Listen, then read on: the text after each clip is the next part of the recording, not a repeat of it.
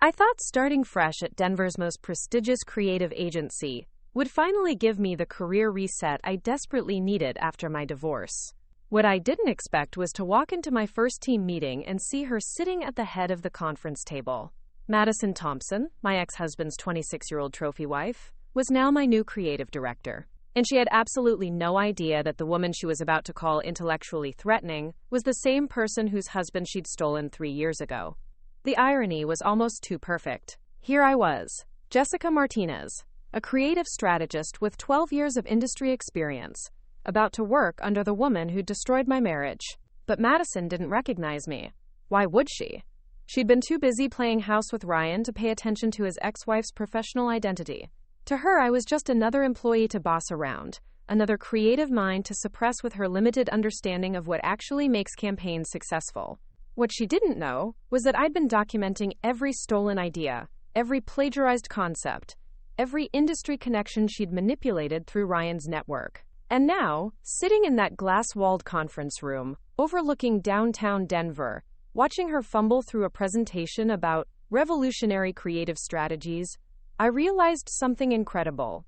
Every single idea she was presenting as her own groundbreaking work was actually mine, lifted directly from the portfolio I'd shared with Ryan during our marriage. Before we jump back in, tell us where you're tuning in from, and if this story touches you, make sure you're subscribed, because tomorrow, I've saved something extra special for you. The morning it all started, I was running late for my first day at Innovative Creative Solutions. I'd spent the previous evening organizing my portfolio, carefully arranging 12 years' worth of creative work that had earned industry recognition under my maiden name while I was married to Ryan. During our 6-year marriage, I'd been Jessica Thompson, the supportive wife who worked quietly behind the scenes. But professionally, I'd always been Jessica Martinez, and that distinction was about to become crucial in ways I couldn't have imagined. The Denver creative scene had always been tight-knit, a community where everyone eventually crossed paths at gallery openings, industry mixers, and those trendy coffee shops in Reno where freelancers pretended to work while actually networking. I'd been freelancing for 2 years since the divorce, taking on projects that kept me financially stable while I figured out my next move. When Patricia Williams, my former mentor and now senior partner at ICS, reached out about a senior creative strategist position, it felt like the universe was finally aligning in my favor. Patricia had been instrumental in my early career, back when I was just another eager graduate trying to break into Denver's competitive creative industry. She'd taught me that great creative work wasn't just about having brilliant ideas. It was about understanding consumer psychology, market dynamics, and the delicate art of presenting concepts in ways that made clients feel smart for choosing them. Under her guidance, I developed a methodology for creative strategy that combined data-driven insights with emotional storytelling, an approach that had won numerous industry awards even though my name was rarely in the spotlight. The divorce from Ryan had been messier than I'd anticipated, not because of money or property, but because of the professional entanglement. He'd worked at TechFlow Solutions, one of Denver's fastest-growing software companies, while I'd handled creative strategy for various agencies. Our professional lives had intersected in subtle ways, with me occasionally consulting on campaigns that involved his industry connections. I'd shared ideas with him during late-night conversations over wine, bouncing concepts off someone I trusted completely. Looking back, those intimate creative sessions had been some of the happiest moments of our marriage, when I felt truly seen and understood by my partner. That morning, as I stood in front of the glass towers that housed ICS, I felt a familiar mixture of excitement and nervous energy. The building itself was a testament to Denver's growing status as a creative hub, all clean lines and mountain views, designed to inspire the kind of innovative thinking that attracted clients from across the region. I'd been in this building countless times over the years for industry events and client meetings, but never as a full-time employee with my own office and benefits package. The elevator ride to the 15th floor gave me a moment to center myself and review what I knew about the team I'd be joining. Patricia had briefed me on the key players during our lunch meeting the week before, describing a department that was struggling with creative direction despite landing some major accounts. The previous creative director had left suddenly, she'd explained, and they'd recently hired someone new who was still finding her footing. Patricia had been deliberately vague about the details, mentioning only that the new director was young, ambitious, and had some interesting connections in the tech industry. Walking through those glass doors into the ICS reception area, I was struck by how the space managed to feel both contemporary and welcoming. The walls displayed a rotating collection of campaign work from various departments, and I noticed several pieces that demonstrated the kind of strategic thinking I specialized in.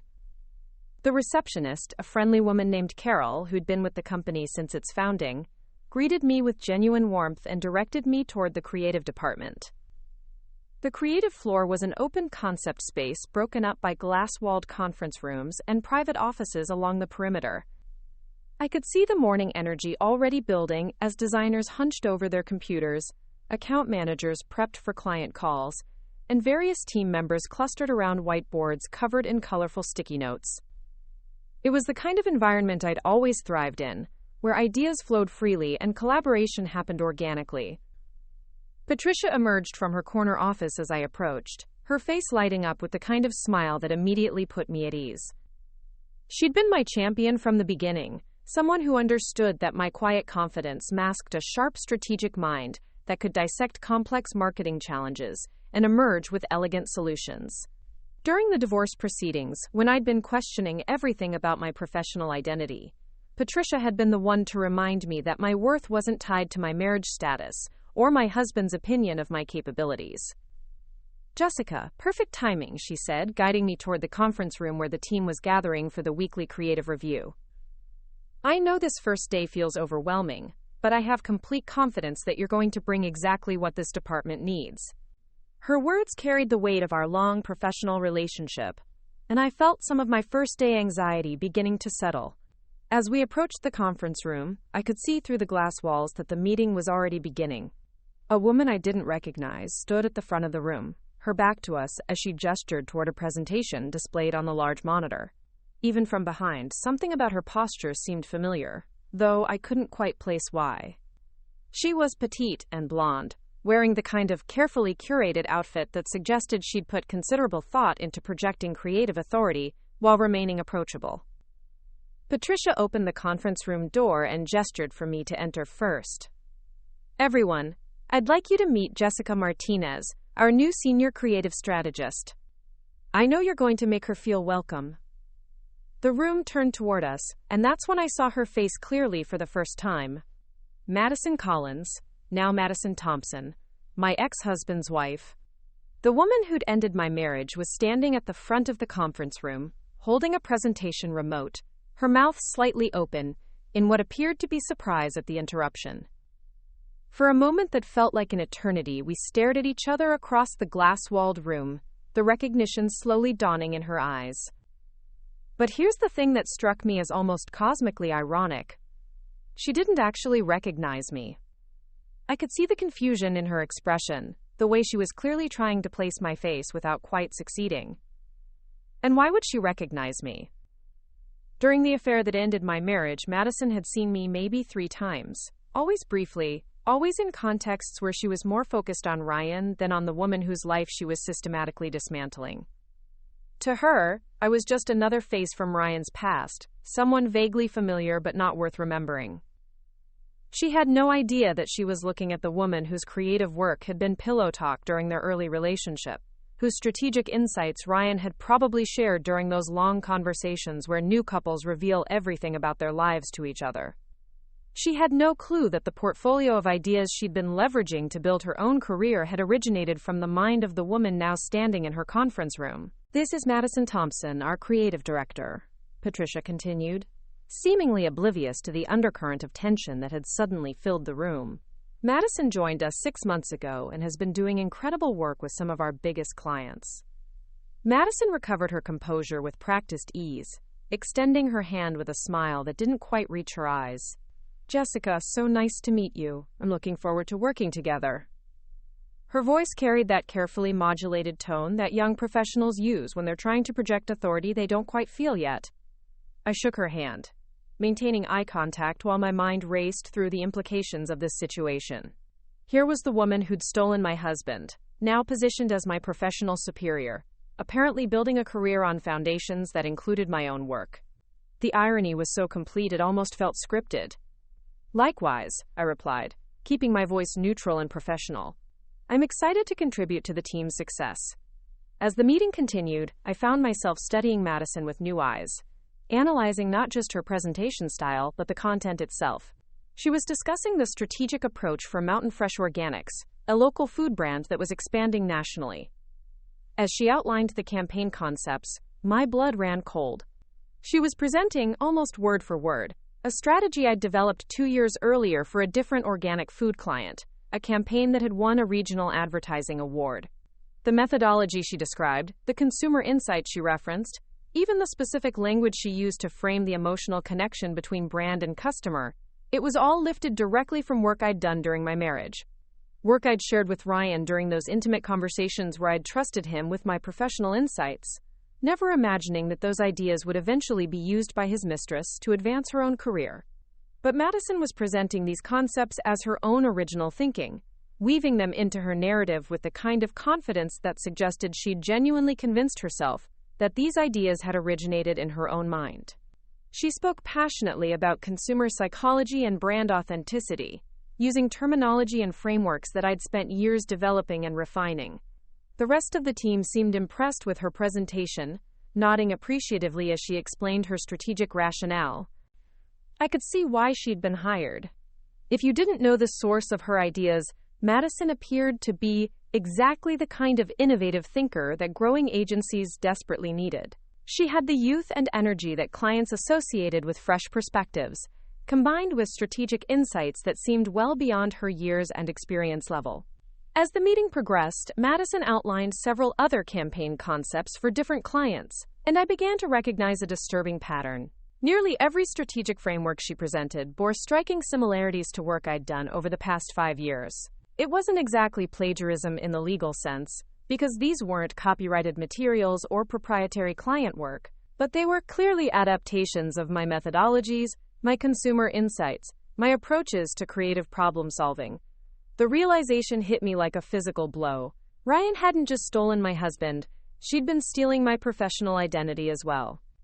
During their relationship, she'd clearly been absorbing and internalizing the creative work that Ryan shared from our marriage, filing away insights and strategies that she later presented as her own original thinking. She'd built her entire professional reputation on a foundation that included my work, my ideas, my years of experience and expertise. What made it even more galling was the way she presented these concepts with such conviction, as if she'd personally developed every insight and framework. There was no acknowledgement that these ideas might have originated elsewhere, no recognition that her strategic approach bore any resemblance to existing methodologies in the industry.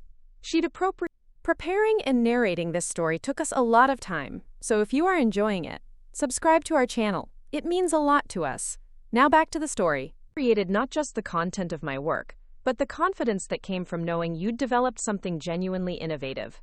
As the meeting wrapped up and team members began filing out of the conference room, Madison approached me with what appeared to be genuine enthusiasm. Jessica, I'd love to sit down with you this week and get your thoughts on some of the strategic challenges we're facing. Patricia speaks so highly of your experience, and I'm always eager to learn from seasoned professionals. The condescension in her tone was subtle but unmistakable. Seasoned professionals. As if my 12 years in the industry made me some kind of elder stateswoman who could offer quaint historical perspectives while she handled the real innovative work. She had no idea that she was talking to the person whose strategic insights had helped build the very reputation she was now leveraging. I'd be happy to share my perspective, I replied, matching her professional tone while internally marveling at the situation's absurdity. I think you'll find that I have some unique insights into consumer behavior and brand strategy. After Madison left the conference room, Patricia lingered behind, clearly sensing that something had shifted during the meeting. Everything okay? You seem a little subdued for someone who usually lights up talking about strategic challenges. I considered how much to reveal about my connection to Madison. Patricia knew about my divorce, knew that Ryan had left me for a younger colleague, but she didn't know the specific details about who that colleague was or what had happened afterward. The creative industry in Denver was small enough that personal and professional lives inevitably intersected, but Patricia had always been discreet about maintaining boundaries between workplace dynamics and personal relationships. Just processing the team dynamics, I said carefully. It's always interesting to see how different people approach creative strategy. Patricia nodded, but I could see the curiosity in her eyes.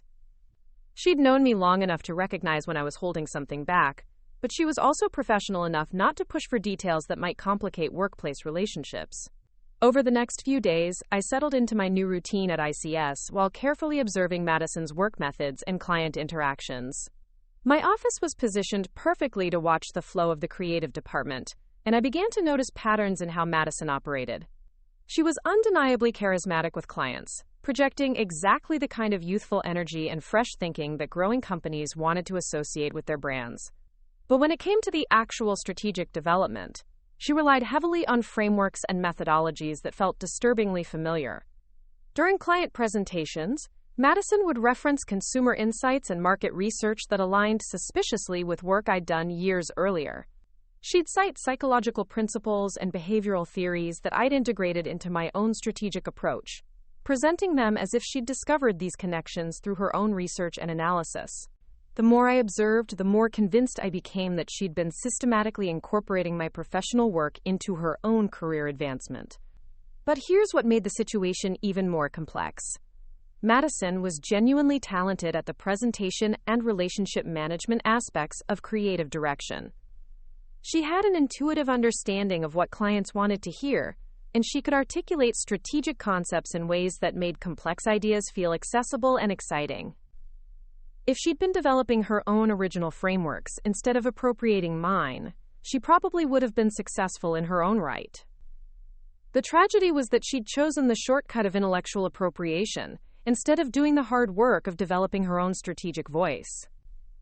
And now, 3 years later, she was so deeply embedded in this borrowed identity that she seemed to genuinely believe these ideas were her own original thinking. As I began to document the similarities between Madison's work and my own historical projects, a plan started forming in my mind. I wasn't interested in petty workplace drama or personal revenge, but I was very interested in professional integrity and ensuring that creative work was properly attributed to its original sources. The question was how to address this situation in a way that protected both my own professional reputation and the integrity of the industry I'd devoted my career to serving. The answer, I realized, lay in the very methods Madison had been using against me. If she could build a career on appropriated ideas, then I could certainly use documented evidence and industry connections to demonstrate the true origins of those strategic frameworks. The game was about to change, and this time I held all the cards. The next morning brought an email that made my coffee taste bitter.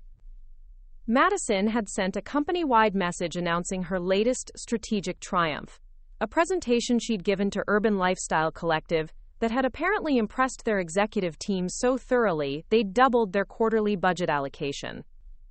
She described her, quote, innovative approach to millennial consumer psychology and her, quote, groundbreaking framework for authentic brand storytelling with the kind of enthusiasm typically reserved for actual breakthroughs. Reading through her detailed explanation of the strategic methodology, I felt my hands begin to shake. Every single element she described came directly from a comprehensive strategy document I developed 3 years ago for a boutique fashion retailer in Boulder. The target demographic analysis, the emotional trigger mapping, even the specific language about aspirational authenticity versus performative luxury was lifted verbatim from my original work. I pulled up my archived files and found the original presentation, complete with timestamps showing it had been created 8 months before Madison even met Ryan.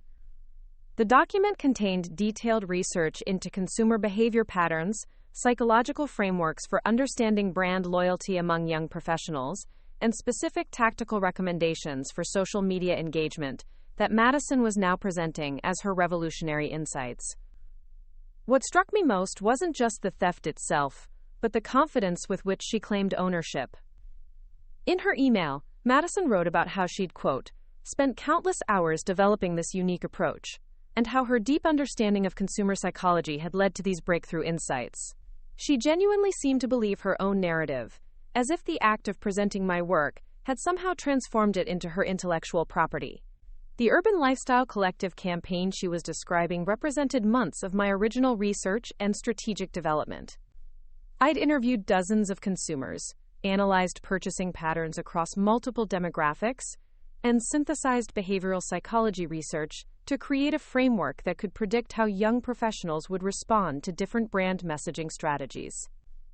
It wasn't just creative inspiration that could be coincidentally similar, it was systematic methodology built on documented research and analysis. By lunchtime, I decided to conduct my own investigation. I reached out to Marcus Chen, my college friend, who now worked in digital forensics for a cybersecurity firm in Boulder. Marcus had always been fascinated by the digital breadcrumbs that people left behind without realizing it, and he'd helped me with some freelance project research in the past. If anyone could help me trace the origins and distribution of these stolen strategic frameworks, it would be Marcus. We met at Common Grounds, a coffee shop in Reno that had become an unofficial headquarters for Denver's freelance community. Marcus arrived carrying his laptop bag and wearing the kind of amused expression that suggested he'd already found our conversation topic intriguing. He'd always enjoyed intellectual puzzles, and the prospect of documenting professional plagiarism clearly appealed to his systematic mind. "So let me understand this correctly," Marcus said, settling into our corner booth with his cortado. "Your ex-husband's new wife has somehow become your boss, and she's been using your creative work to advance her own career, but she doesn't actually realize that you're the original source of these ideas." When he laid it out so plainly, the situation sounded almost too bizarre to be credible. But Marcus had known me throughout my marriage to Ryan, had seen how I'd shared my professional insights during dinner parties and casual conversations, treating my strategic work as communal knowledge within my trusted circle. He understood how intellectual property could be appropriated gradually, through repeated exposure and casual sharing, until the boundaries between original thinking and absorbed information became blurred. "The thing is," I explained, showing him Madison's latest email on my phone, "she's not just using concepts or inspiration from my work. She's replicating entire methodological frameworks, using specific terminology and research citations that I developed over years of client work. This isn't coincidental similarity, it's systematic appropriation." Marcus examined the email with the focused attention he typically reserved for analyzing security breaches and data theft cases. His background in digital forensics had trained him to recognize patterns and trace information flows in ways that most people never considered. After reading through Madison's description of her strategic approach, he looked up with raised eyebrows. "This level of specificity suggests she had access to your actual working documents, not just casual conversations about your general approach. Do you still have the original files with creation dates and revision histories?" I'd been meticulous about maintaining my professional archives, partly because freelance work required constant reference to previous projects, and partly because I'd always understood the importance of documenting intellectual property development. Every strategy document, research summary, and client presentation was stored with detailed metadata showing creation dates, revision tracking, and source material citations. "Everything's backed up with timestamps going back to my graduate school projects," I confirmed. "I can demonstrate clear development timelines for every framework and methodology that Madison's been presenting as her own work." Marcus leaned back in his chair, clearly intrigued by the investigative possibilities. "What we need to establish is how your intellectual property moved from your personal files to her professional presentations. That requires understanding the transmission pathway and documenting the timeline of appropriation." Over the next hour, we mapped out a comprehensive approach for documenting the scope and timeline of Madison's appropriation of my work. Marcus would help me create digital fingerprints for my original strategic frameworks, establishing clear provenance for every concept and methodology. We'd analyze the language patterns in Madison's presentations to demonstrate how closely they matched my original phrasing and terminology. Most importantly, we'd trace the timeline of when specific ideas appeared in my work versus when they showed up in Madison's professional materials. "The key evidence will be showing that your strategic frameworks existed long before Madison had any professional experience in creative strategy," Marcus explained.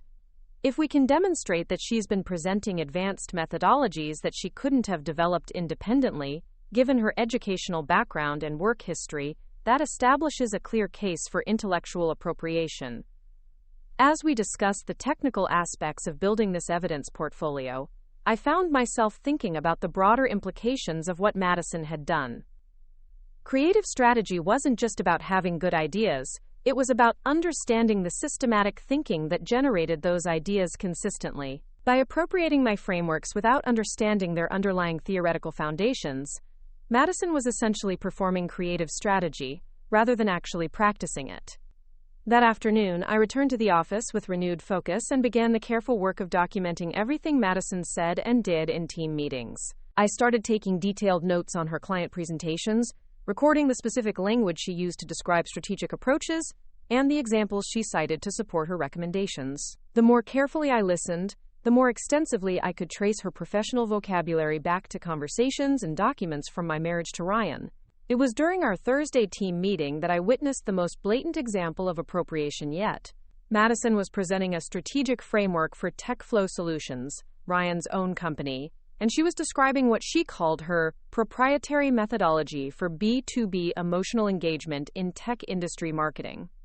As she outlined her approach, I realized she was presenting almost word for word the strategic framework I developed specifically for TechFlow 3 years earlier, when Ryan and I were still married.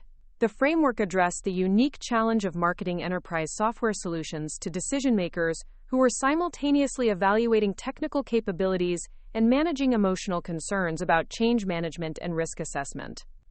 It was highly specialized work that required understanding both software industry dynamics and organizational psychology, combining technical knowledge with insights into executive decision-making processes. Madison presented this complex framework with impressive confidence, explaining how she'd identified the emotional barriers that prevented enterprise clients from adopting new technology solutions and developed specific messaging strategies to address those psychological concerns. She described her research into executive decision-making patterns and her analysis of how technical benefits could be communicated in ways that addressed underlying emotional needs for security and competence. What made her presentation particularly galling was how she'd enhanced my original framework with additional details that I'd shared with Ryan during our marriage. She incorporated insights from my graduate school research into organizational psychology and referenced case studies from my early career work that had never been published or shared outside my personal conversations with Ryan. Listening to Madison present my specialized knowledge as her own breakthrough thinking, I felt a complex mixture of professional violation and almost grudging admiration for her audacity. She'd not only stolen my intellectual property, she'd studied it so thoroughly that she could present it with genuine enthusiasm and detailed expertise. In some twisted way, she'd become a more polished presenter of my own work than I'd ever been myself. But as I watched our colleagues' impressed reactions to Madison's presentation, I also recognized something crucial. Her appropriation of my work wasn't just theft. It was also inadvertent validation of the quality and innovation of my strategic thinking. If my frameworks were compelling enough to build an entire career around, then perhaps I'd been underestimating my own professional value during all those years of working quietly behind the scenes. After the meeting, Patricia approached me with obvious curiosity about my reaction to Madison's presentation. "You looked thoughtful during Madison's TechFlow framework discussion. Any insights from your experience with enterprise technology clients?" This was my opening to begin introducing the reality of my extensive background with TechFlow specifically. Actually, I've done quite a bit of work in enterprise software strategy over the years. Some of the psychological frameworks Madison described align with approaches I've used successfully in that industry. Patricia's expression shifted slightly, suggesting she was beginning to recognize that there might be more layers to my professional background than she'd initially realized. "I'd be interested in hearing your perspective on how those frameworks perform in actual client implementation. We should definitely leverage your enterprise experience for future TechFlow projects." That evening, I called Ryan. We hadn't spoken since the divorce proceedings, but I needed to understand how extensively he'd shared my professional work with Madison during their relationship. The conversation would be delicate, requiring me to extract information without revealing my current workplace situation or my growing evidence portfolio. Ryan answered on the third ring, his voice carrying the kind of cautious friendliness that divorced couples use when they're trying to maintain civilized relationships for practical reasons. "Jessica, this is unexpected. How are you doing?" "I'm well, thanks. Actually, I'm calling because I've been organizing my professional archives and I realized that some of my strategic frameworks might have broader applications than I initially thought. I was wondering if you remembered our conversations about the tech flow marketing challenges when we were married. There was a pause while Ryan processed my question, clearly trying to understand why I might be asking about work discussions from our marriage. I remember you had some interesting insights about enterprise psychology and decision-making patterns. Why do you ask? I'm considering expanding that framework into a more comprehensive methodology, and I wanted to make sure I wasn't overlooking any aspects we might have discussed. Did you ever share any of those strategic concepts with colleagues or industry contacts? Another pause, longer this time, and I could practically hear Ryan's mental calculations as he tried to determine how much information was safe to share. I might have mentioned some of your ideas in casual conversations with people in the industry. You know how it is at networking events? Everyone's always discussing different approaches to marketing challenges. The casual way he described sharing my proprietary strategic work felt like a physical blow. To Ryan, my years of research and framework development were just interesting conversation topics to impress colleagues and potential romantic partners. He'd treated my intellectual property as social currency, never considering that those casual conversations might have professional and financial implications for my career. Do you remember who you might have shared those concepts with? I want to make sure I'm not duplicating work that might already be in development elsewhere in the industry. Well, Madison was always interested in your strategic thinking. She said you had a really sophisticated understanding of consumer psychology. I probably shared some of your insights with her when we were discussing her career goals. There it was. Ryan had directly transmitted my proprietary methodologies to Madison, presenting my professional expertise as interesting insights he could share with his new girlfriend. He'd given her not just access to my strategic frameworks, but also the detailed background knowledge and case study examples that allowed her to present those frameworks as her own original thinking. I see. Did Madison ever mention using any of those concepts in her own work? Actually, yes. She's been incredibly successful with some strategic approaches that sound similar to what you used to describe. It's funny how great minds think alike, you know? She's really talented at that kind of psychological insight into consumer behavior. The irony was so complete it was almost artistic. Ryan was praising Madison's talent for insights that had originated from his ex-wife, congratulating his current wife for successfully appropriating the intellectual property of the woman he'd discarded. He was so thoroughly convinced by Madison's performance of my expertise that he genuinely believed she'd independently developed the same sophisticated frameworks. That's wonderful that she's found success with those approaches, I said, keeping my voice carefully neutral. Creative strategy can be such a competitive field. Madison's really made a name for herself at that agency, what's it called? Innovative Creative Solutions. She's been impressing some major clients with her strategic thinking. I'm proud of how she's built her own professional reputation. Built her own professional reputation? Using my methodologies, my research, my frameworks, and my case studies.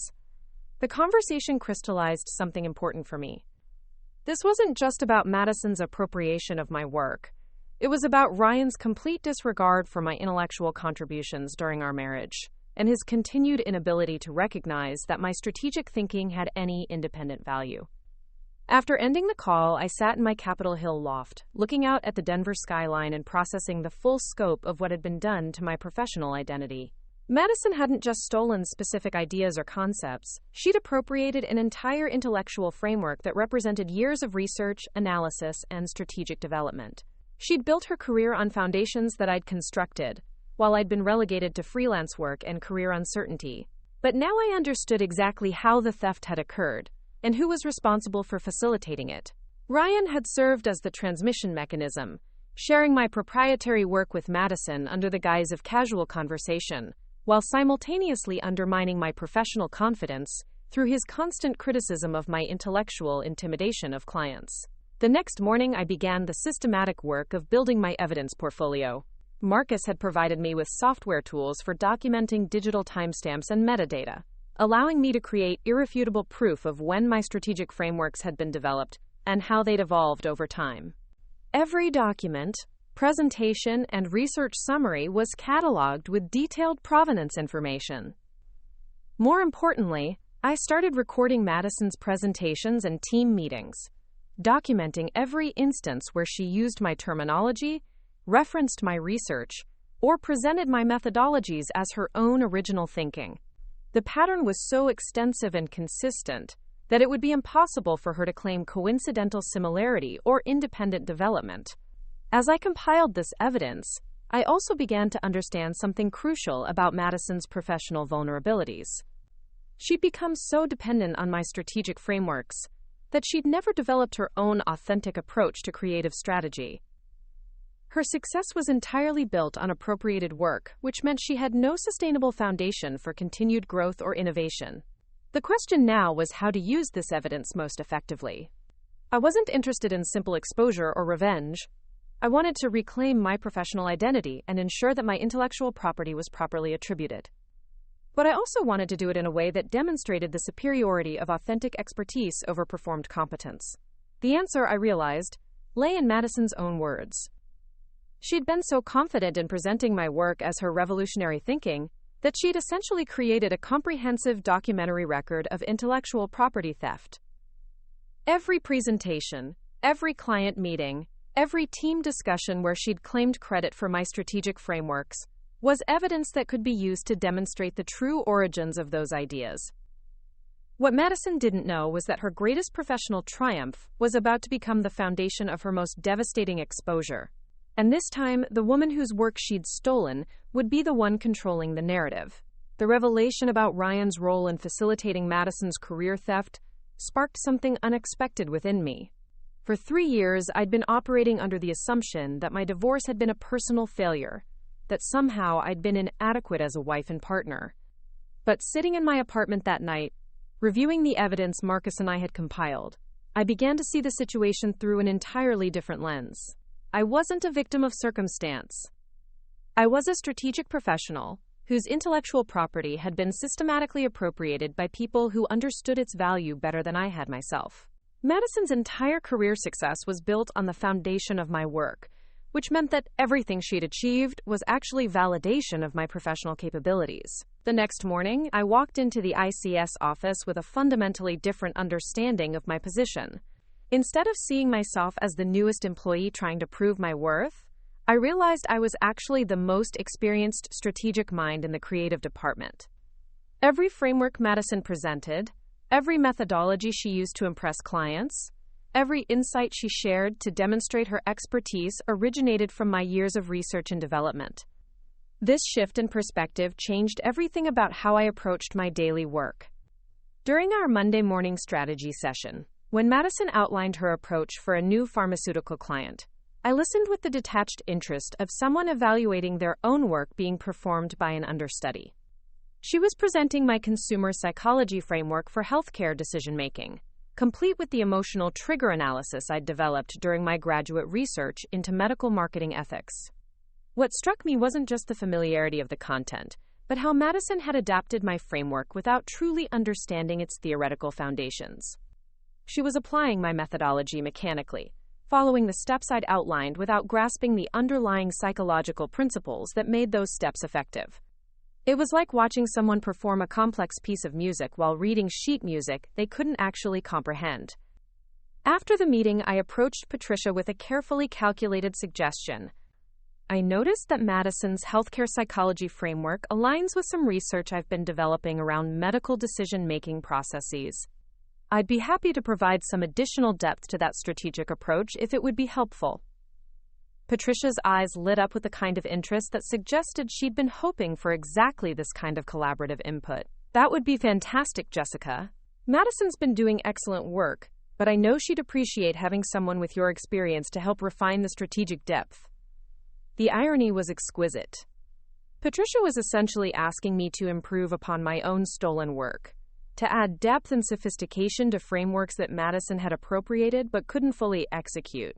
I was being invited to openly demonstrate my superior understanding of strategic concepts that were already mine. That afternoon, I scheduled a meeting with Madison to discuss the pharmaceutical project. She seemed genuinely excited about the prospect of collaborating with someone she perceived as a senior strategic resource, completely oblivious to the fact that she was about to receive guidance on her own appropriated methodologies from their original creator. We met in one of the glass-walled conference rooms overlooking downtown Denver, and I came prepared with documentation that would establish my expertise, while simultaneously exposing the limitations of Madison's understanding. I'd brought research papers I'd published in graduate school, case studies from my independent consulting work, and theoretical frameworks that provided the academic foundation for the methodologies Madison had been using. I've been reviewing your approach to healthcare consumer psychology, I began, laying out materials on the conference table. Your framework is really solid, and I think we can enhance it by incorporating some additional psychological research that specifically addresses medical decision-making under uncertainty. Madison leaned forward with obvious enthusiasm, clearly expecting to learn new techniques that she could add to her appropriated toolkit. I'd love to hear your insights. I'm always looking for ways to deepen my strategic approach. What followed was perhaps the most surreal professional conversation of my career. I spent an hour explaining the theoretical foundations of my own work to the woman who'd been presenting it as her original thinking. I walked Madison through the psychological research that supported each element of her appropriated framework, providing citations and academic context that she'd never possessed. Madison took notes frantically, asking detailed questions that revealed how superficially she understood the strategic concepts she'd been presenting with such confidence. She didn't know the difference between cognitive bias research and behavioral psychology studies. She couldn't explain why certain emotional triggers were more effective than others in healthcare marketing contexts. She had no understanding of the ethical frameworks that guided responsible psychological manipulation in medical advertising.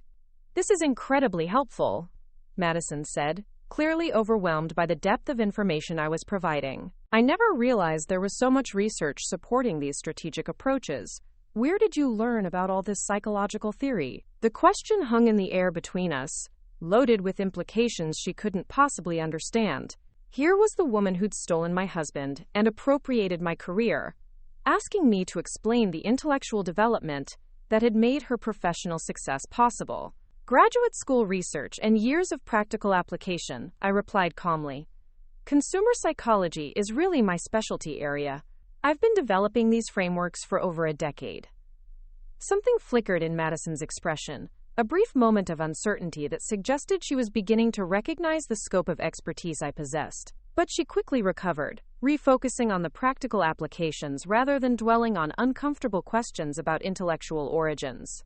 Over the following weeks, I established myself as the go-to strategic resource for complex psychological frameworks and consumer behavior analysis. Whenever Madison encountered challenging client questions or needed to defend her strategic recommendations, she would seek me out for additional depth and theoretical support. The pattern became both routine and revelatory. Madison would present strategic concepts in client meetings, and I would provide the sophisticated analysis and research citations that gave those concepts credibility. Clients began to notice the difference in intellectual depth when I was involved in presentations, and several specifically requested that I be included in their strategic development sessions. David Rodriguez, the company's founder and CEO, began attending our client presentations more frequently, clearly impressed by the elevated level of strategic thinking our department was delivering. After one particularly successful presentation to Mountain Fresh Organics, he pulled me aside with obvious appreciation.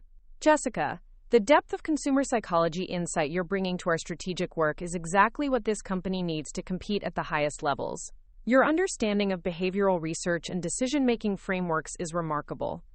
What David didn't realize was that he was praising me for explaining and enhancing work that was originally mine to begin with. But his recognition was professionally significant because it established my value independently of Madison's appropriated reputation. Clients and senior leadership were beginning to associate sophisticated strategic thinking with my name rather than hers. This shift in professional recognition created an interesting dynamic within the creative department. Madison remained the creative director with official authority over strategic direction, but increasingly, complex analytical work was being directed to me. Clients wanted my input on challenging psychological frameworks, and team members sought my guidance on theoretical foundations for their creative concepts.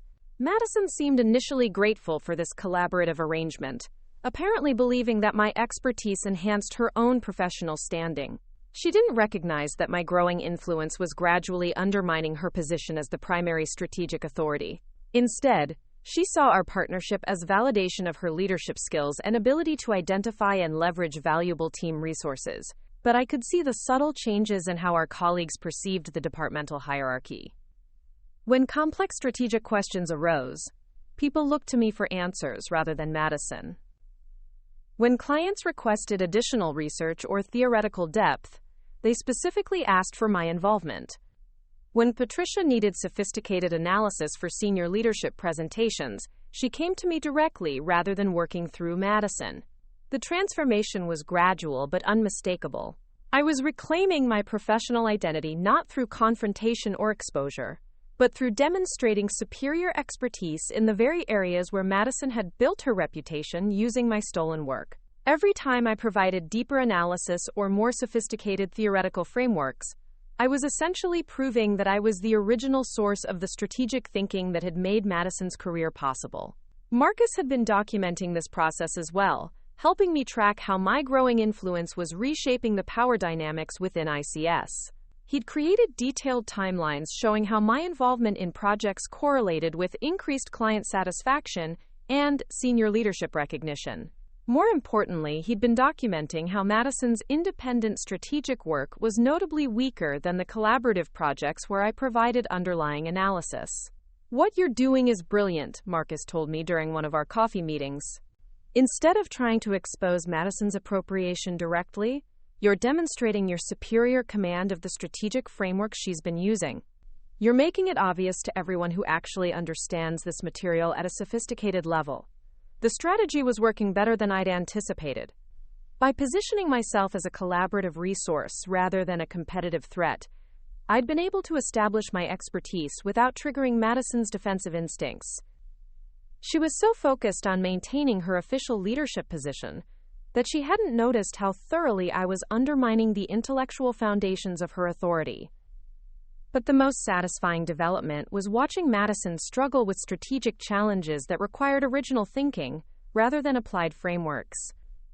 When clients presented novel problems that couldn't be addressed using the methodologies she'd appropriated from me, Madison's limitations became obvious to anyone paying attention. During a particularly challenging session with TechFlow Solutions, the client requested strategic recommendations for a market segment that hadn't existed when I'd originally developed the frameworks Madison typically relied upon. She was forced to attempt original strategic analysis, and the results were painfully inadequate. Madison's approach lacked the theoretical depth and systematic methodology that characterize sophisticated strategic thinking. She could identify obvious consumer preferences and basic psychological triggers, but she couldn't develop complex behavioral models or predict how multiple psychological factors would interact in novel market conditions. I watched this presentation with fascination, seeing for the first time what Madison's actual strategic capabilities looked like when separated from my appropriated frameworks. She was competent at basic creative strategy, but she lacked the advanced analytical skills and psychological insight that clients expected from senior strategic professionals. The TechFlow client was clearly disappointed with the superficial level of analysis Madison provided. They'd been expecting the kind of sophisticated strategic thinking that had characterized our previous collaborative presentations, and Madison's independent work fell far short of those standards. After that presentation, David Rodriguez scheduled a private meeting with me to discuss the strategic direction of our client relationships. "Jessica, I'm concerned that we're not consistently delivering the level of analytical depth that our premium clients expect. Some of our recent presentations have felt more like basic creative strategy, rather than the advanced consumer psychology work that's become our competitive advantage." This was the opening I'd been strategically building toward. David was essentially acknowledging that Madison's independent work was inadequate compared to the collaborative projects where I provided theoretical foundations and psychological analysis. He was recognizing me as the source of the intellectual sophistication that distinguished ICS from less capable creative agencies. "I think the challenge is ensuring that our strategic frameworks are grounded in solid psychological research, rather than intuitive creative thinking," I replied carefully. "Complex consumer behavior requires systematic analytical approaches, not just creative inspiration." David nodded with obvious agreement. "Exactly. Our clients are paying premium rates because they expect strategic insights that go beyond what they could develop internally. They need theoretical frameworks and research-based analysis that justify significant marketing investments." The conversation continued for nearly an hour, with David essentially describing the value proposition that my appropriated work had created for ICS, while acknowledging that maintaining that competitive advantage required more sophisticated strategic capabilities than the company was currently deploying consistently. By the end of our meeting, David had effectively asked me to develop a comprehensive strategic methodology that could ensure consistent delivery of advanced psychological analysis across all client projects. He was asking me to formalize and systematize the strategic approaches that Madison had been appropriating, creating official frameworks that would establish my intellectual leadership within the company. "I'd like you to take the lead on developing our advanced strategic methodology," David concluded. "Your understanding of consumer psychology and behavioral research is exactly what we need to maintain our competitive position in the market." The irony was perfect. I was being asked to officially reclaim and formalize the intellectual property that Madison had stolen, creating systematic frameworks that would establish my authority over the strategic concepts she'd been presenting as her own original thinking. That evening, I called Marcus to share the developments from my meeting with David. "I think we're approaching the point where I can transition from documentation to action." David essentially just asked me to formalize the strategic frameworks that Madison's been appropriating. Marcus was quiet for a moment, clearly processing the implications. "So you're going to be officially credited with developing the methodologies that Madison has built her career around. That's going to create some interesting workplace dynamics." The next phase of my plan was taking shape. Instead of exposing Madison's appropriation through confrontation or legal action, I was going to systematically reclaim my intellectual property through official recognition and documentation. I would create comprehensive strategic frameworks that demonstrated my expertise, while simultaneously revealing the limitations of Madison's understanding. Madison would be forced to choose between acknowledging my superior command of strategic concepts she'd been claiming as her own work, or attempting to compete with the original creator of the frameworks that had made her career possible. Either option would expose the intellectual appropriation that had built her professional reputation. But more importantly, I would finally receive proper recognition for strategic thinking that had already proven its value in the marketplace. Madison's success using my frameworks was comprehensive validation of their effectiveness, and now I would be positioned to leverage that validation for my own career advancement. The woman who'd stolen my husband and appropriated my professional identity was about to discover that intellectual property theft has consequences, especially when the original creator possesses superior understanding of the stolen material. Madison had built her career on foundations she didn't fully comprehend, and those foundations were about to shift beneath her in ways she could never have anticipated.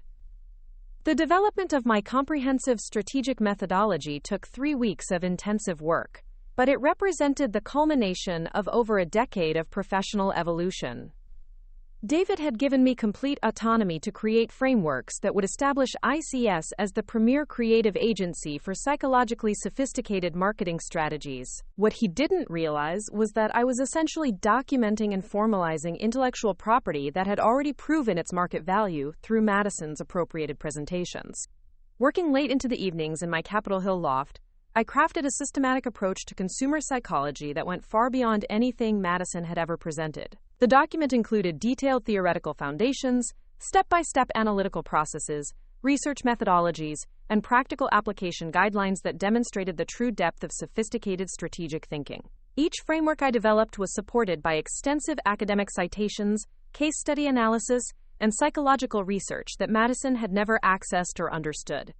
I was creating a comprehensive intellectual architecture that would make her superficial appropriation obvious to anyone with genuine expertise in strategic analysis. The methodology document also included something crucial that Madison's presentations had always lacked: a clear explanation of the theoretical development process that led to each strategic insight. I detailed how consumer behavior research informed psychological trigger identification, how cognitive bias studies supported messaging strategy development, and how behavioral economics principles guided tactical implementation decisions. Marcus helped me embed digital watermarks and metadata throughout the document that would establish irrefutable intellectual ownership. Every framework, every analytical process, every theoretical connection was time-stamped and documented in ways that would demonstrate my original authorship if questions ever arose about intellectual property origins. "This is masterful," Marcus said, reviewing the completed methodology during one of our evening sessions. "You're not just reclaiming your intellectual property, you're demonstrating that Madison never understood the sophisticated thinking behind the framework she's been using.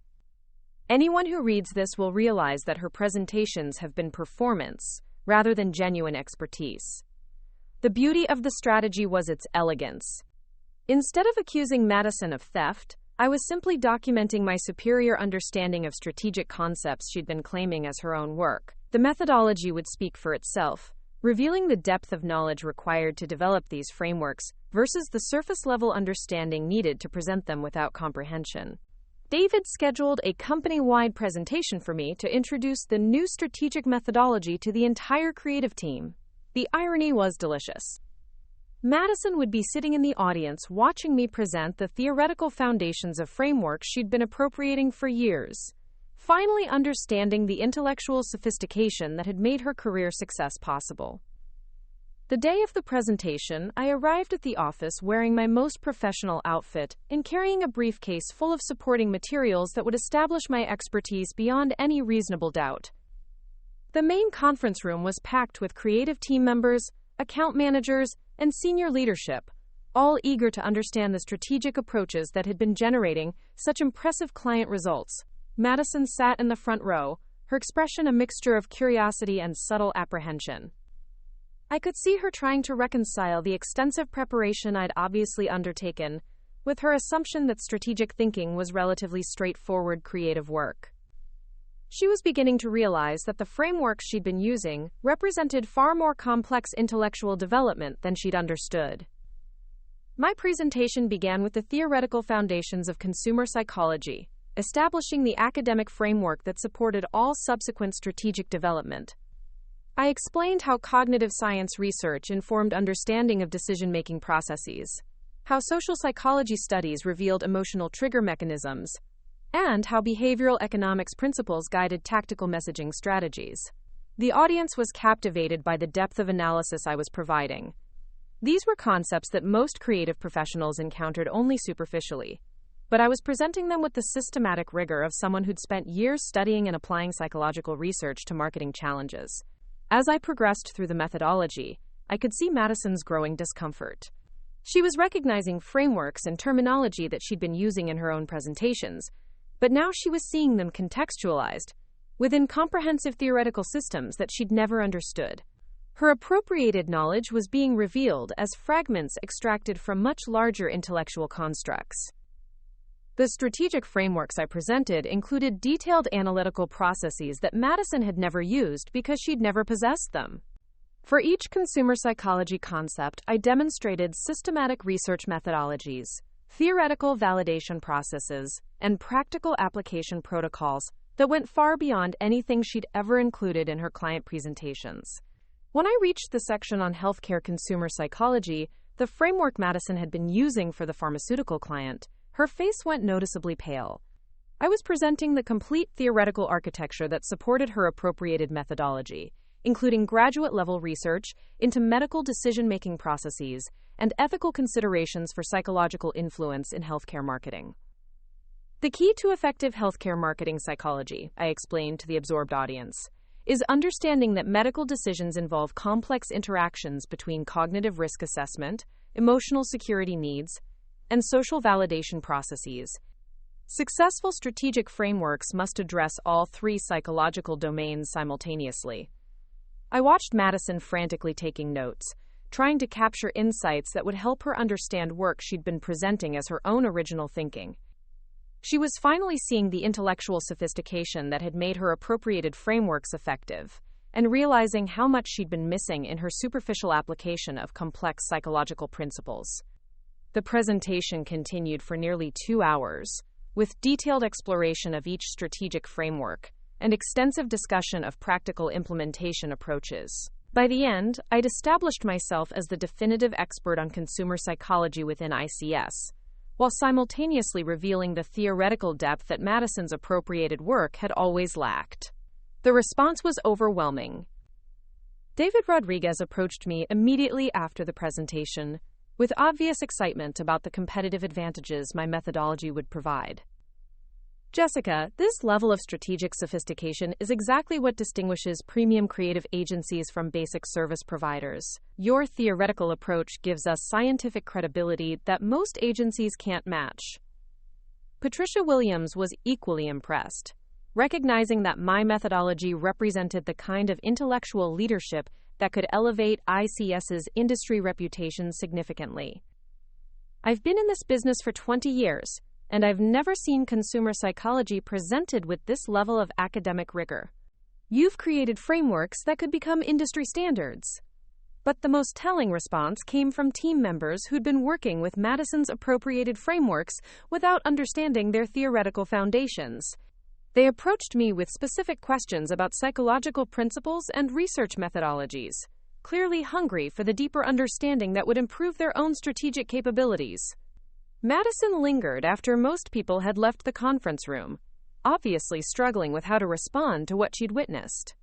Finally, she approached me with an expression that combined professional appreciation with something that looked remarkably like fear. Jessica, that was an incredibly comprehensive presentation. I had no idea that consumer psychology involved such sophisticated theoretical frameworks. Where did you develop this level of expertise?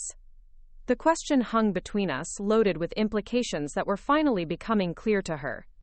Madison was beginning to understand that the strategic concepts she'd been appropriating represented years of specialized study and professional development that she'd never undertaken.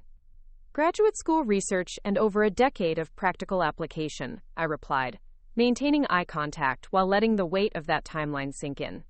Consumer psychology is really my life's work. I've been developing these frameworks since before you entered the industry. Something shifted in Madison's expression, a flicker of recognition that suggested she was beginning to piece together uncomfortable connections between my expertise and the strategic approaches she'd been using. But she wasn't ready to confront the full implications of what that might mean. Over the following weeks, the impact of my methodology presentation became increasingly apparent throughout the company. Clients specifically requested that I be involved in their strategic development sessions, recognizing the superior analytical depth I brought to creative challenges. Senior leadership began directing complex projects to me rather than through Madison's official department authority. The shift in professional dynamics was gradual but unmistakable. Madison remained the creative director in title, but increasingly, strategic decision-making flowed through my expertise rather than her appropriated frameworks. She found herself in the uncomfortable position of managing projects that required theoretical depth she didn't possess, while depending on my guidance to maintain the quality standards clients expected. David Rodriguez began including me in senior leadership meetings, where strategic direction was discussed at the company level. During one particularly significant session, he presented my methodology to the board of directors as a key competitive differentiator that would drive ICS's expansion into premium market segments. Jessica's consumer psychology frameworks represent intellectual property that could be licensed to other agencies or developed into industry consulting services, David explained to the board. We have the opportunity to establish ICS as the thought leadership authority in psychologically sophisticated marketing strategy. The irony was exquisite. David was describing my appropriated work as valuable intellectual property, while proposing to build business expansion around frameworks that Madison had been presenting as her own original thinking. The company was preparing to monetize my strategic expertise while Madison's career was built on stolen versions of the same concepts. But the most satisfying development was watching Madison struggle with strategic challenges that required original thinking rather than applied frameworks. When clients presented novel problems that couldn't be addressed using methodologies she'd appropriated from me, her limitations became obvious to everyone involved. During a crucial presentation to Urban Lifestyle Collective, the client requested strategic recommendations for a completely new market demographic that hadn't existed when I'd originally developed the frameworks Madison typically relied upon. She was forced to attempt independent strategic analysis, and the results were painfully inadequate.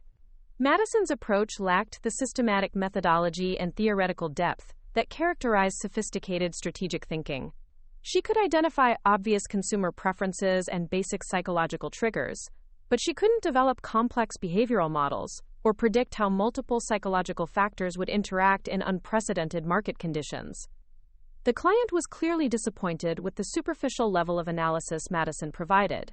They'd been expecting the kind of advanced strategic thinking that had characterized our previous collaborative presentations, and Madison's independent work fell far short of those standards. After that presentation, Urban Lifestyle Collective specifically requested that I take over their strategic development, effectively removing Madison from direct client responsibility on one of our most prestigious accounts. The message was unmistakable. Clients valued my expertise more than her official authority. The breaking point came during our quarterly strategy review with TechFlow Solutions. Ryan attended the meeting as the client representative, and I found myself in the surreal position of presenting strategic recommendations to my ex-husband, while his wife sat beside me as my supposed superior. Ryan didn't recognize me initially, perhaps because he'd never paid attention to my professional identity during our marriage, or perhaps because he couldn't reconcile the confident strategic expert presenting complex consumer psychology with the wife he'd dismissed as intellectually intimidating. But as I detailed the theoretical frameworks and research methodologies that supported our strategic recommendations, I could see recognition dawning in his expression. He was hearing sophisticated analytical approaches that sounded remarkably familiar, strategic insights that aligned with concepts he remembered from our marriage conversations. This consumer psychology framework is incredibly sophisticated, Ryan said, clearly impressed despite himself. The theoretical depth and systematic methodology remind me of some strategic approaches I've encountered before. Have these frameworks been published in industry journals? The question was my opening to establish public credit for intellectual work that had been appropriated and misattributed for years. Actually, these frameworks represent original research I've been developing for over a decade. Some elements were included in my graduate thesis, and I've been refining the practical applications throughout my career. Ryan's face went white as the implications became clear.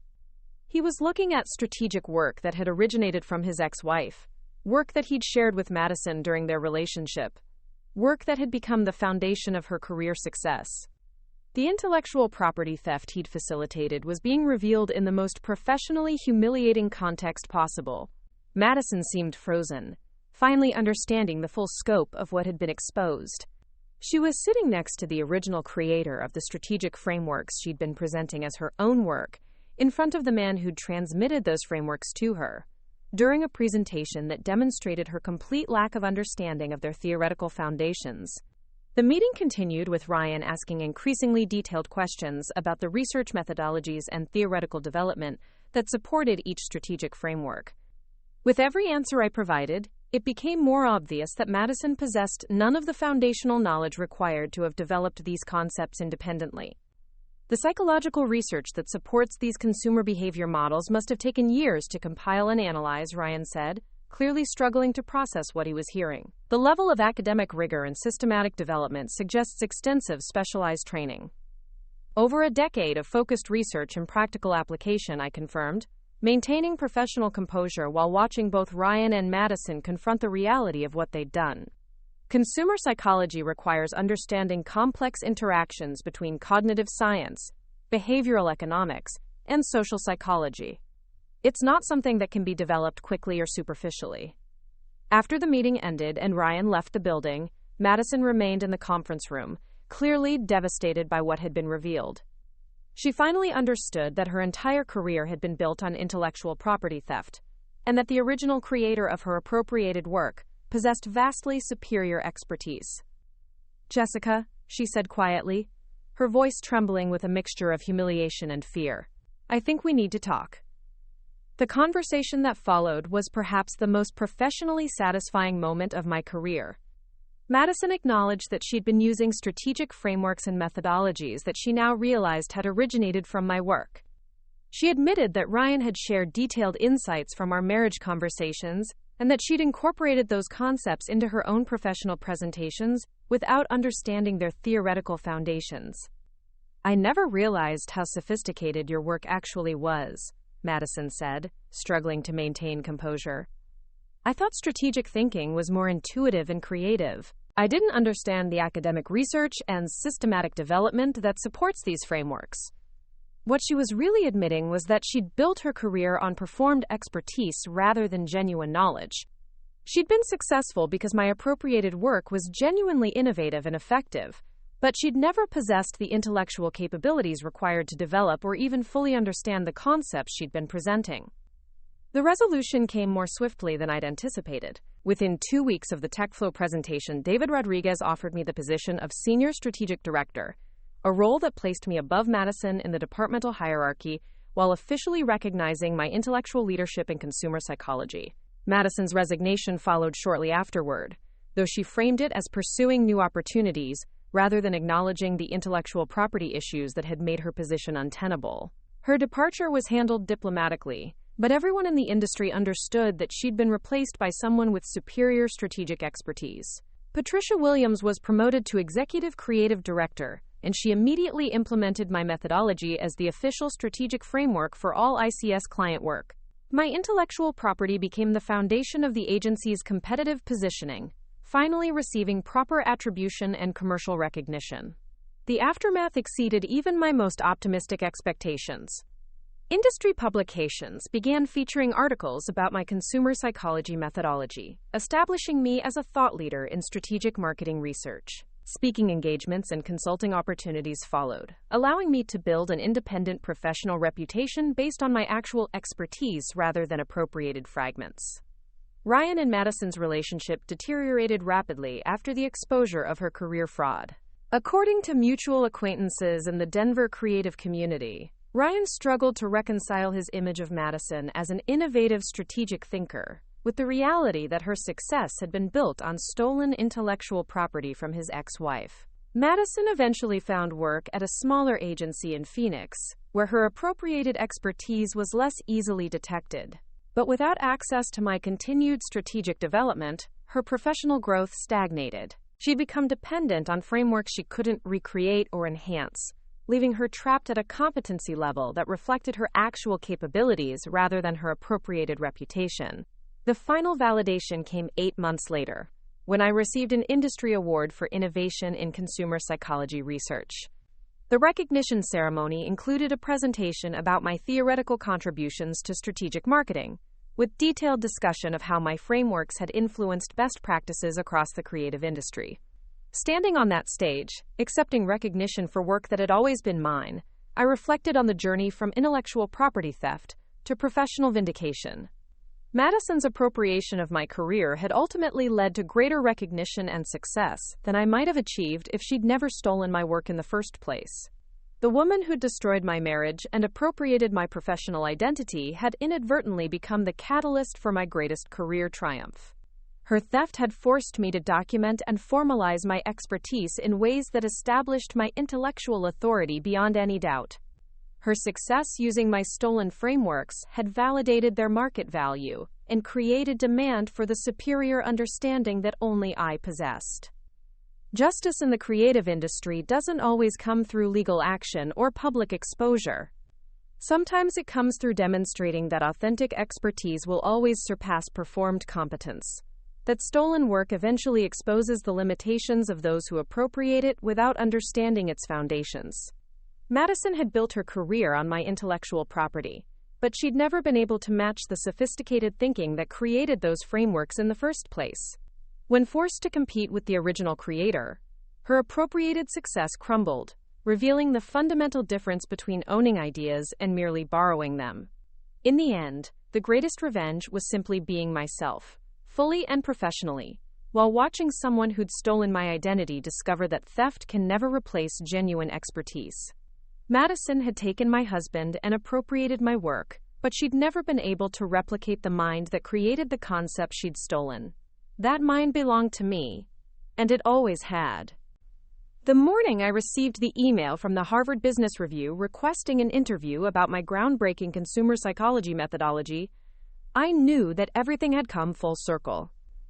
3 years after discovering Madison's appropriation of my intellectual property, I was being recognized as a leading innovator in strategic marketing research. The irony wasn't lost on me that the work Madison had stolen to build her career was now establishing my reputation as one of the premier thought leaders in the industry. The interview request came through Patricia Williams, who forwarded it with a note that made me smile. Jessica, they specifically want to discuss your theoretical frameworks for consumer behavior analysis and how they've influenced best practices across the creative industry. I think it's time the world knew where these revolutionary ideas actually originated.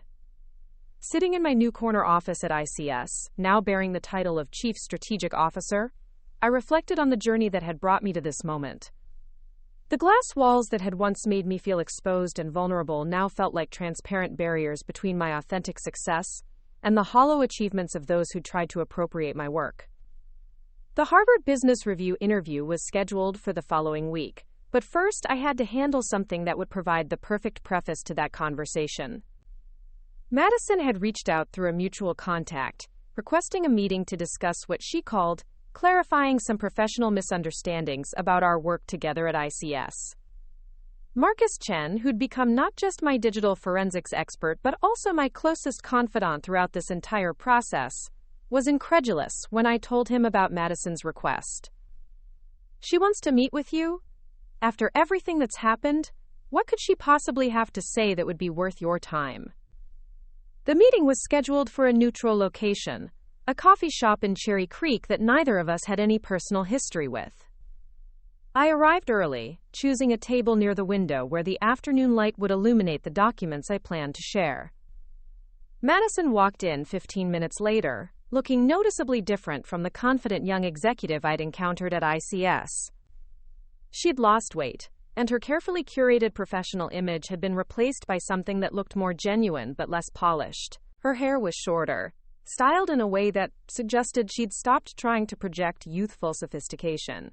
When she sat down across from me, I could see the exhaustion in her eyes, the kind of weariness that comes from maintaining pretenses that have become unsustainable. "Thank you for agreeing to meet with me," Madison began, her voice carrying none of the artificial confidence I remembered from our corporate interactions. "I know this is awkward, but I needed to address some things that have been weighing on me since I left ICS." I waited, curious to see how she would frame the conversation. Part of me expected her to continue denying the intellectual property theft, to maintain the fiction that her strategic expertise had been independently developed. But what she said next surprised me with its directness. "I want to acknowledge that I used your work without permission or attribution. I didn't understand at the time how sophisticated your strategic frameworks actually were, or how much damage I was doing to your professional reputation by presenting your ideas as my own thinking." The admission hung in the air between us, more honest than anything Madison had said during our entire time working together. I could see that making this acknowledgement was difficult for her, but also that she'd finally grasped the magnitude of what she'd done. "I've been struggling professionally since leaving ICS," she continued, her voice becoming quieter. "I realized that I'd become dependent on strategic approaches that I didn't actually understand. When clients ask me to develop original frameworks or adapt methodologies to novel challenges, I don't have the theoretical foundation to do that work effectively." What Madison was describing was the inevitable consequence of building a career on appropriated expertise. She'd been successful as long as she could apply my frameworks to familiar problems. But when faced with situations that required original strategic thinking, her limitations became obvious. "I've been trying to educate myself, to develop the kind of deep understanding of consumer psychology that you demonstrated in your presentations. But I'm realizing that what you've accomplished represents years of specialized study and practical application that I simply don't possess." I found myself feeling something unexpected. Not satisfaction at her admission, but a kind of professional sympathy for someone who'd realized too late that shortcuts to expertise don't create sustainable success. Madison had discovered that stolen knowledge, no matter how valuable, couldn't replace genuine understanding. "What I'm asking," Madison said, clearly struggling with the words, "is whether you'd be willing to provide some guidance on how I might develop legitimate expertise in strategic analysis. I'm not asking for your frameworks or methodologies. I'm asking for direction on how to build my own foundational knowledge." The request was both surprising and oddly touching. Madison was essentially asking me to help her become the professional she'd pretended to be, to develop authentic capabilities that could support sustainable career growth. She was acknowledging that I possessed expertise she wanted to earn rather than steal. "I'm willing to provide some general guidance on educational resources and professional development approaches," I replied carefully. "But I want to be clear that what you're describing represents a fundamental career restart. not a quick fix for appropriated expertise. Madison nodded, clearly understanding that genuine strategic competence couldn't be acquired quickly or superficially. I realize that. I'm prepared to start over, to build my capabilities from legitimate foundations rather than borrowed concepts. We spent the next hour discussing graduate programs in consumer psychology, research methodologies, and the theoretical frameworks that supported sophisticated strategic thinking. I provided her with reading lists, academic resources, and professional development recommendations that could help her develop authentic expertise over time. What struck me most about the conversation was Madison's genuine appreciation for the complexity of the work she'd been appropriating. She was finally understanding that consumer psychology required systematic study, theoretical grounding, and years of practical application to master effectively. I owe you an apology, Madison said as our meeting was ending, not just for using your work without permission, but for undermining your professional reputation during the time when you should have been receiving recognition for your innovations. The apology felt genuine, though it couldn't undo the career damage she'd caused or the years of professional frustration I'd experienced while watching her succeed with my stolen work. But it did provide a sense of closure that I hadn't expected to receive. I accept your apology, I said, and I hope you're successful in developing your own legitimate expertise. The industry needs more people who understand the theoretical foundations of strategic thinking, not just the surface-level applications. After Madison left, I sat in the coffee shop processing the conversation and its implications. She'd finally acknowledged the intellectual property theft that had defined both our careers for 3 years. But more importantly, she'd recognized that authentic expertise couldn't be faked or stolen indefinitely. The Harvard Business Review interview took place the following week in their Denver bureau office, conducted by a senior editor who specialized in management innovation and strategic marketing research. The conversation focused on my theoretical contributions to consumer psychology and how my frameworks had influenced industry best practices. Your methodology represents a significant advance in systematic strategic thinking, the editor explained. We're seeing agencies across the country adopting elements of your approach, but we want to understand the intellectual development process that led to these innovations. The interview provided me with the perfect opportunity to establish the official record of my strategic works development, including detailed discussion of the research timeline, theoretical foundations, and practical applications that had evolved over more than a decade of professional focus. The key insight, I explained, was recognizing that consumer psychology required integration of multiple academic disciplines. Most strategic approaches focus on either cognitive research or behavioral economics, but effective frameworks must synthesize insights from social psychology, neuroscience, and cultural anthropology as well. The editor was clearly impressed by the intellectual depth I brought to strategic marketing, asking detailed questions about research methodologies and theoretical development that demonstrated the sophisticated thinking behind my innovations. Your approach seems to bridge the gap between academic research and practical application in ways that most strategic frameworks fail to achieve. How did you develop this integration between theoretical rigor and commercial effectiveness?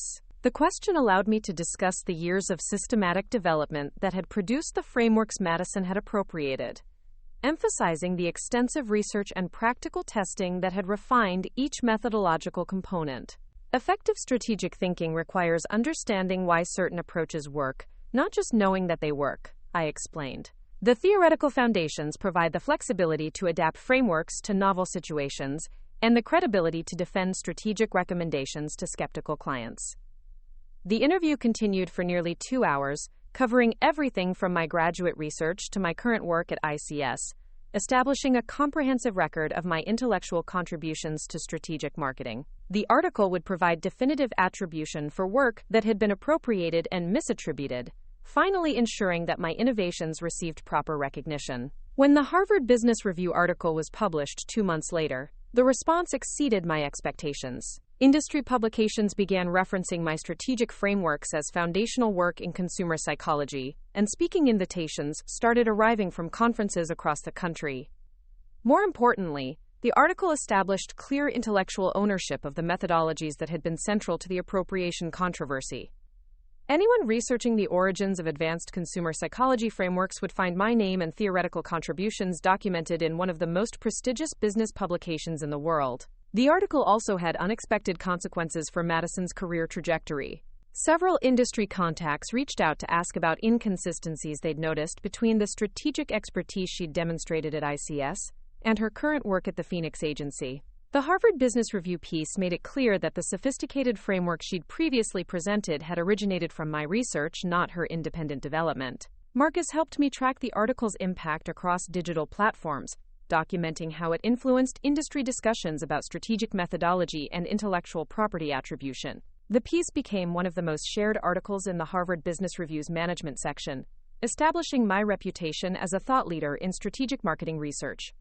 "This is exactly the kind of recognition your work deserved from the beginning," Marcus told me during one of our regular coffee meetings. "The fact that it took appropriation and theft to bring your innovations to industry attention is unfortunate, but the ultimate result is that you're now positioned as the definitive expert in consumer psychology frameworks. The recognition led to consulting opportunities that allowed me to work directly with Fortune 500 companies on strategic challenges that required the kind of sophisticated analysis I specialized in. Instead of working through agency structures where my contributions might be diluted or misattributed, I was now engaging with clients who specifically sought my expertise." One of the most satisfying consulting engagements came from TechFlow Solutions, Ryan's company, which requested my help developing strategic frameworks for their new product launch. The project manager who contacted me had no idea about my personal connection to the company, but specifically mentioned that they needed the kind of consumer psychology expertise I demonstrated in my Harvard Business Review article. The irony was perfect. Ryan's company was paying premium rates for strategic consulting from his ex-wife, seeking expertise that he'd once dismissed as intellectually intimidating. The frameworks I developed for TechFlow became the foundation for their most successful product launch in company history, generating the kind of market impact that established my consulting reputation industry-wide. During the project, I had minimal direct contact with Ryan, but I learned through project communications that he'd been promoted to Senior Vice President of Marketing, partly based on the success of campaigns that utilized my strategic frameworks. The intellectual property he'd helped Madison appropriate was now driving his own career advancement, though he was finally paying appropriate compensation for access to my expertise. The success of the TechFlow project led to additional consulting opportunities with major technology companies, establishing me as the go-to expert for consumer psychology and enterprise marketing. My day rate increased substantially, and I was able to be selective about projects that aligned with my research interests and intellectual challenges. 6 months after the Harvard Business Review article was published, I received an unexpected piece of correspondence. It was a formal letter from Madison's attorney, but not the kind of legal communication I might have expected. Instead, it was a notification that Madison had enrolled in a doctoral program in consumer psychology at the University of Colorado, with a focus on strategic marketing research. The letter explained that Madison wanted to ensure there were no intellectual property conflicts between her academic research and my established work, and requested permission to reference my published frameworks in her dissertation research. She was essentially asking for formal authorization to study and build upon work that she'd previously appropriated without permission. I found the request both appropriate and oddly redemptive. Madison was finally pursuing the legitimate educational path that could have given her authentic expertise from the beginning, and she was doing it with proper acknowledgement of existing intellectual property. She was choosing to earn capabilities rather than steal them. I granted the permission, with the condition that any academic work she produced would include appropriate citations and acknowledgement of my original contributions to the field. The correspondence felt like a final resolution to the appropriation controversy, with Madison choosing rehabilitation over continued deception. The most unexpected development came during an industry conference in San Francisco, where I was delivering a keynote address about innovation in consumer psychology research. During the networking reception afterward, I was approached by a young professional who introduced herself as a graduate student studying strategic marketing. "Dr. Martinez," she said, "I wanted to thank you for the transparency you've shown about intellectual property issues in the creative industry. Your Harvard Business Review article helped me understand the importance of proper attribution and the dangers of appropriating other people's work." The conversation continued with several other young professionals who'd been influenced by my public discussion of intellectual property ethics. They expressed appreciation for my willingness to address appropriation issues directly, rather than allowing stolen work to remain unattributed. So many people in the industry have experienced some form of intellectual property theft, one of them explained. But they don't know how to address it without seeming petty or vindictive. Your approach of demonstrating superior expertise rather than just making accusations showed us a professional way to handle these situations. The realization that my experience had educational value for other professionals was deeply satisfying. The intellectual property theft that had been so personally and professionally damaging had become a teaching moment that could help others protect their own work and handle similar situations more effectively. A year after the Harvard Business Review article was published, I received an invitation to join the editorial board of the Journal of Consumer Psychology, the premier academic publication in my field. The invitation explicitly mentioned my contributions to strategic marketing research and my role in establishing ethical standards for intellectual property attribution. Accepting the editorial position represented the culmination of my journey from appropriation victim to recognized thought leader. I was now in a position to influence academic standards and professional practices in ways that would protect other researchers from experiencing the intellectual property theft I'd endured. The editorial work also provided opportunities to mentor young researchers and help them develop original contributions to consumer psychology. I was particularly focused on supporting professionals who'd experienced appropriation or attribution issues, helping them document and protect their intellectual property while building sustainable careers based on authentic expertise.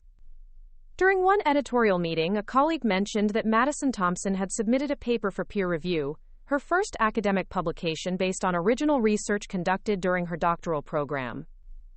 The paper properly cited my foundational work and attempted to extend my frameworks in directions that demonstrated genuine understanding of the theoretical principles involved. I recused myself from the review process due to our personal history, but I was pleased to learn that the paper was accepted for publication after appropriate revisions. Madison was finally producing legitimate academic work that contributed to the field rather than appropriating from it. The transformation felt complete when I received an invitation to speak at the University of Colorado's marketing department about career development and intellectual property ethics. The event was part of a graduate seminar series, and I learned that Madison was one of the students attending. The lecture went well, with engaged questions from students who were clearly thinking seriously about professional ethics and intellectual property issues. Madison attended but didn't ask questions during the formal presentation, choosing instead to approach me afterward with what appeared to be genuine gratitude. "Thank you for agreeing to speak to our program," she said. "Your insights about developing authentic expertise and protecting intellectual property have been invaluable for my academic work. I hope my research can eventually contribute to the field in ways that honor the foundations you established." The conversation was brief but cordial, representing a professional relationship that had evolved from appropriation and conflict to mutual respect and proper attribution. Madison was finally building legitimate expertise that could support sustainable academic and professional success. As I drove back to Denver from the university lecture, I reflected on the complete transformation that had occurred over the past 4 years. What had begun as a devastating discovery of intellectual property theft had evolved into industry recognition, academic standing, and professional influence that exceeded anything I'd achieved when my work was being appropriated. The appropriation had forced me to document and formalize my expertise in ways that established my intellectual authority beyond doubt. Madison's theft had inadvertently created the circumstances that led to my greatest professional achievements, while her own attempts to build a career on stolen work had ultimately collapsed under the weight of their fraudulent foundations. The final validation came when I received notification that my strategic methodology had been adopted as the standard framework for consumer psychology research by the American Marketing Association. The intellectual property that had been stolen and misattributed was now officially recognized as the definitive approach to strategic marketing analysis. Standing in my office at ICS, looking out at the Denver skyline that had witnessed my professional resurrection, I understood that the greatest victory wasn't the recognition or the success I'd achieved. It was the knowledge that authentic expertise would always triumph over performed competence, that stolen work could never match the innovative thinking that created it originally. Madison had appropriated my intellectual property and built a temporary career on its foundations, but she'd never been able to replicate the strategic thinking that had produced those frameworks. When forced to compete with the original creator, her appropriated success had crumbled, revealing the fundamental difference between owning ideas and merely borrowing them. The woman who'd stolen my husband and appropriated my professional identity had ultimately become the catalyst for my greatest career achievements. Her theft had highlighted the value of my work while demonstrating her own limitations, leading to recognition and influence that might never have occurred without the controversy she'd created. Justice in the creative industry doesn't always come through legal action or public scandal. Sometimes it comes through the simple demonstration that genuine expertise will always surpass intellectual theft, that authentic innovation creates sustainable success, while appropriated work eventually exposes the limitations of those who rely on it. In the end, the greatest revenge was simply being myself, fully and professionally, while building a career that reflected my actual capabilities rather than someone else's stolen version of them. Madison had taken my work and my husband, but she'd never been able to take the mind that created the concepts she'd appropriated. That mind belonged to me, and always would. Up next, you've got 2 more standout stories right on your screen. If this one hit the mark, you won't want to pass these up. Just click and check them out.